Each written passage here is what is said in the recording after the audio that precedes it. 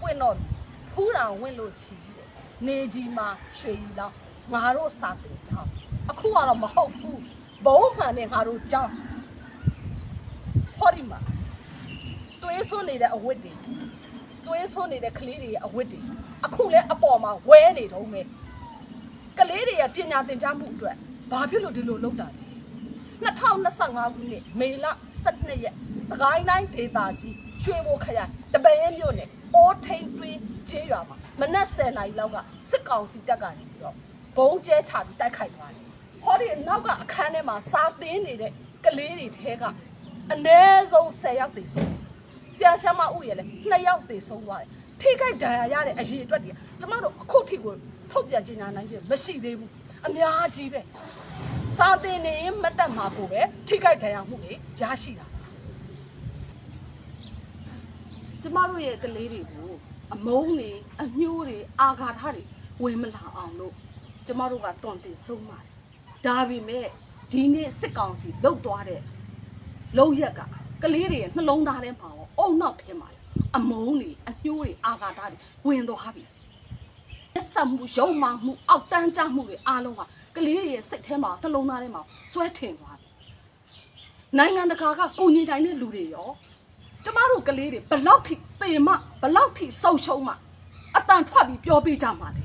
အားလုံးနားတွေမကြားကြတော့ဘူးလားကျမတို့ကလေးတွေအတွက်ကူညီပေးကြပါ Save our children ကျမတို့ကလေးတွေအတွက်ကူညီပေးကြပါဦးလူအခွင့်အရေးလို့ပြောနေတယ်အခုလို့ဒီလိုဖြစ်တယ်ကလေးတွေတေးကြည့်တယ်စာတင်ကြောင်းတွေပြည့်စည်အဲ့ဒါကတော့အလုပ်လူအခွင့်အရေးကိုချိုးဖောက်တာမဟုတ်ဘူးလားကျမတို့မငုံဘူးတင်းထားမယ်ဘာဖြစ်လို့မငုံရလဲကျမတို့ရှစ်ဆက်လို့ရမယ်အလုပ်တွေအများကြီးရှိဒီလောက်ထိအောင်ဖြစ်ပြီးမှတော့လုံးဝနောက်ဆုတ်စရာအကြောင်းမရှိဘူးဒီဟာတွေအတွက်ထိုက်တန်တဲ့ပြစ်ဒဏ်ကိုပေးနိုင်အောင်ကျမတို့စ조사မယ်ဒီပြစ်မှုကိုကျူးလွန်ထားတဲ့ကျူးလွန်တဲ့သူတွေအားလုံး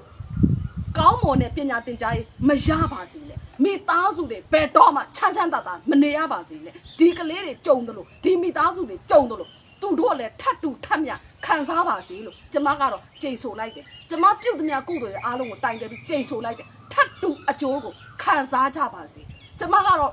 အပါဝင်တခြားလူတွေအတွက်ကတော့တော်လှန်ရေးမအောင်မချေဒီလိုရက်ဆက်ကြမ်းကြုတ်မှုတွေကိုအပီးတိုင်အဆုံးသတ်နိုင်ဖို့အတွက်စစ်အာဏာရှင်စနစ်ကြာဆုံးဖို့အတွက်ကျမတို့ဆက်လက်ပြီးတိုက်ပွဲဝင်နေပါမယ်။မချေတို့တာပါရှင်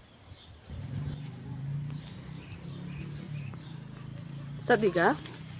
မှတ်တမ်းပါ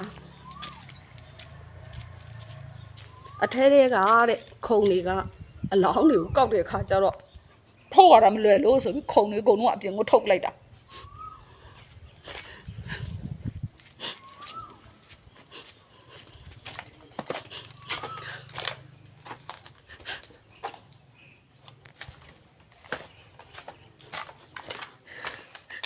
အေးချမ်းချမ်းစာတင်နေတဲ့နေထားနေ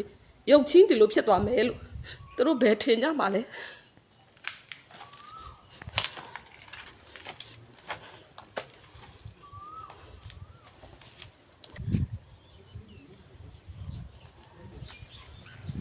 သွေးစွန်းနေတဲ့ဖက်နှက်ကလေးရယ်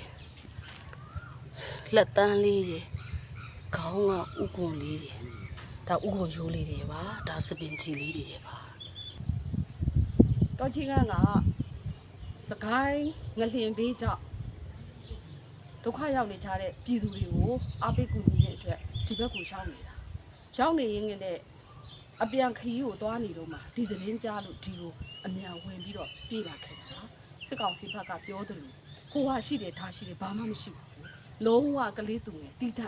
စာတင်နေတဲ့နေရာဖြစ်ပါတယ်ကျမတို့အတွက်တရားမျှတမှုကိုရအောင်လို့တတ်နိုင်မှာဝိုင်းဝန်းပြီးတော့အတန်ထွက်ပေးကြပါလို့မြစ်တယ်လက်ခံ